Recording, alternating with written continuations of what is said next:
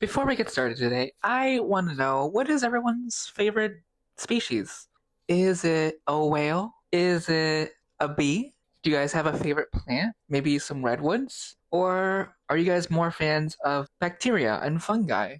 What is it? What is your favorite species? I want to know. Comment below if you can guess. Today is about species. Hi, welcome. This is part 6 in a little mini series we're doing about the diminishing resources and deteriorating environmental conditions on our planet. This is a much smaller group from the larger paper that we've been focusing on. It's called Global Warming, Climate Change, and Environmental Pollution, a Recipe for Multifactorial Stress Combination by the following authors: Sarah Sandalinas, Felix Versicci, and Ron Mittler. I know I've mispronounced his names. I am so deeply, deeply sorry. But without further ado, let's learn about this system and all the species in life and how they interact with one another. Alright, the next couple of slides are not directly mentioned in the paper. I thought, however, these would be good concepts to know and allow you to better understand how interconnected we all are. And what better way than explaining what food webs are? Food webs illustrate the interconnection flow of energy among species within an ecosystem. Before we get any further, it's worth noting that food webs can be very complex, be very large or very small, depending on what section and what species you're wanting to see. There's like a global food web, or there's smaller ones, like this one is the North American grassland and forest food web, and this one is like an ocean food web, but of course there are millions of species, so it's not showing everything. With that said, within this food web, the first third of the food web is where the primary source of energy comes from, and that is the sun. Virtually every system here on Earth starts with solar energy. There are exceptions to this, but we won't be going into that today. This is a food web, and before we get any further, this is a food chain. It's different from a food web, but basically a bunch of food chains are put together to make a food web, and a food chain is one specific path rather than the entire section of the ecosystem. So, species that primarily obtain the energy through the sun through the process of photosynthesis. Those species are known as producers. Now, for the second third of species, these are known as consumers, and there are a couple different kinds of consumers. Species that primarily rely solely on the producers for food are what are known as primary consumers here. I always thought, why are the arrows reversed growing up? That is because it is showing the flow of energy rather than what species eats. So the squirrel is going to eat like berries and nuts, seeds from the producer, but the energy of the berries, seeds, and nuts is flowing to the squirrel, and that's why the arrows are showing this way and not this way. Above the primary consumers, we have what are known as secondary consumers.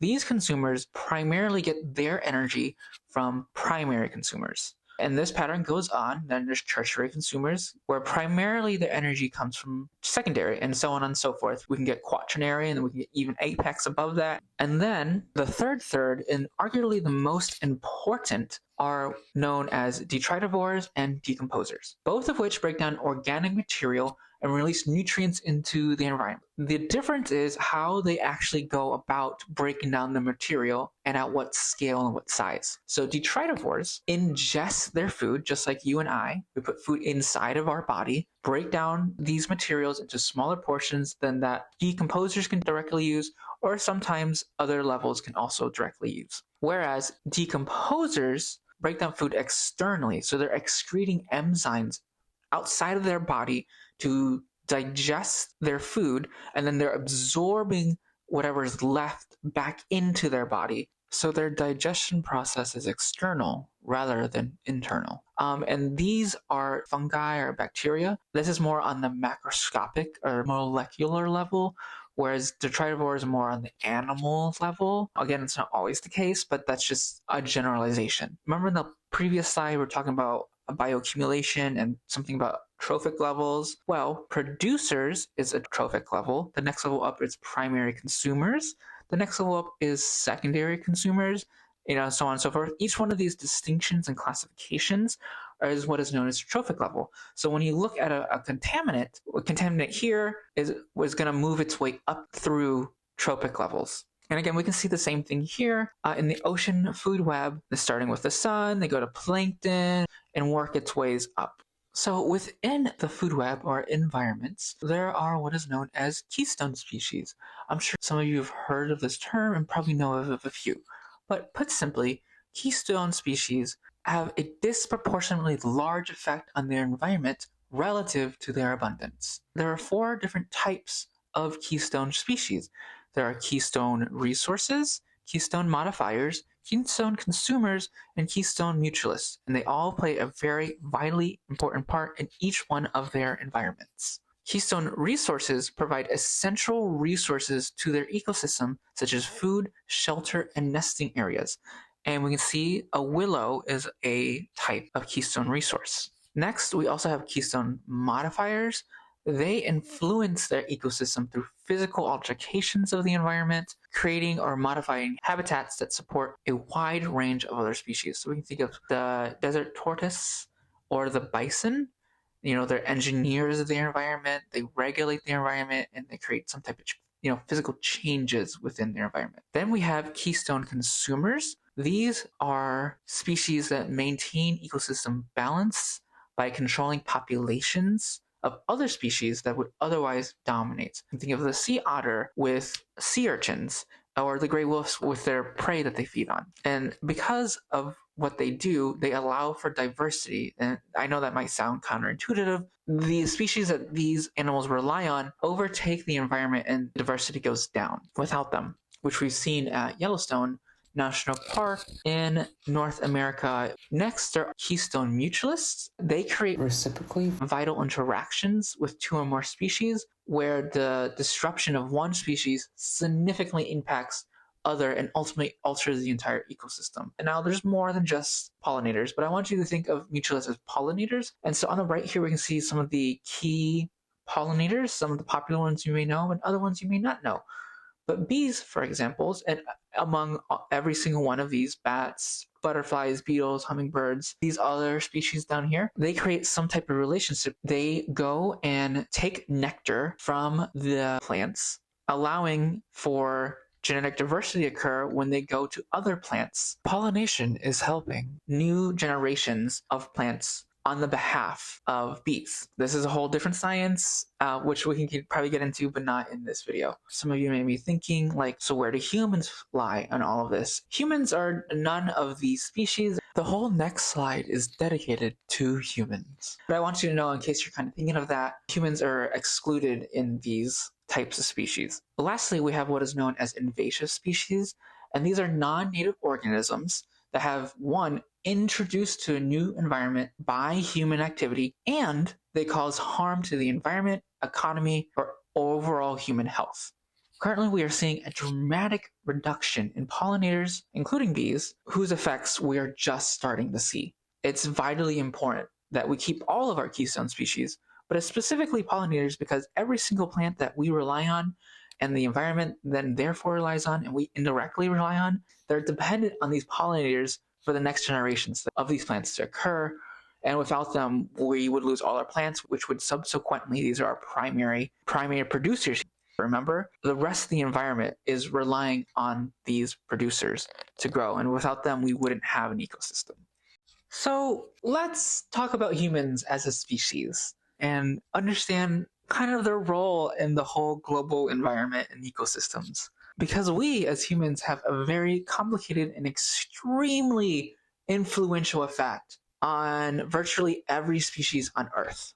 Therefore, humans are known as Hyperkeystone Species. They exert profound effects on the ecosystems by influencing multiple other keystone species across different habitats, the environment, and globally. These effects can range from positive to negative. Each one of these effects or actions that humans have is multidimensional. Over here, we can see in this picture here, the effect can be either local or globally or somewhere along this intensity. The effect can either be weak or intense, so again, somewhere along this axis, or the effect can be singular or occasional all the way to continuous, pattern is in here. And if we look at here in this figure, it's talking about human actions, the direct effects, the indirect effects, and the entire system effects.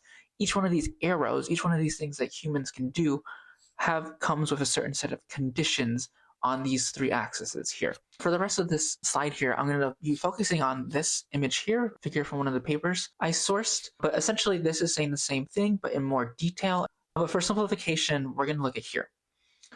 The first way that humans have profound effect is acting as a super predator or an apex predator, where there are these are species that have no other natural predators and they're at the top of their food web. And they can do that in two different ways. They can do it by lethal means or non-lethal means. In a lethal means, humans, and for this example, act as super predators when they are extracting fish or over harvesting or over farming fish. As they go out into the sea, they have nets. First of all, they drag along the sea floor, destroying havoc on the sea floor. There are millions of square kilometers destroyed every year because of human farming. Entire ecosystem on the bottom of the seafloor gone, let alone for every other reason, especially like microplastics. We are just scraping the bottom, so it's gone, period. In addition to that, humans are also capturing more than just the target species. They're targeting many other species along when they're farming, and they're just dying in droves because they're quote-unquote not ideal. They also act as a super predator in a non-lethal sense, and this is when the entire dynamics of the environment change simply through the presence of a human being. This causes what once were predators to move away. And a lot of times wild animals try to run away from simply the sounds of a human being. And that's very profound. That doesn't happen anywhere else to the same effect that humans have. Next, human beings can act as niche constructors. This is where an organism actively modifies their environment in ways that alter selective pressures acting upon themselves and other species. A great example of this is urbanization or the development of cities. This entire, you pick a city, anyone, the environment that was there is now essentially gone. Environment that where the city lays is completely different. And the species that did live here, if they were not plants, go outside the bounds of humans, or at least the bounds of the city. Now they're creating different types of pressures on a different type of environment simply because we are kicking them out essentially and creating our own quote-unquote environment where these cities now lay. Again, humans can act as hyperkeystone species, and in this example, again, is the Yellowstone, humans decided to remove wolves from the park, which allowed their predator population to overpopulate, which then caused the rest of the environment to get overran by the predator's elk. That then caused a lot of destruction to the environment, and it's not a lot of regulation occurring simply because we removed a keystone species which controlled a lot of these populations, which allowed diversity and not overgrazing and environments to be over stampede because of this overpopulation of their prey animals. A risk responder effect occurs when a species modifies its behavior in the presence of precede predation, even in the absence of direct predation. So a good example of this is when we put up signs for whatever reason. In this case, it's ticks.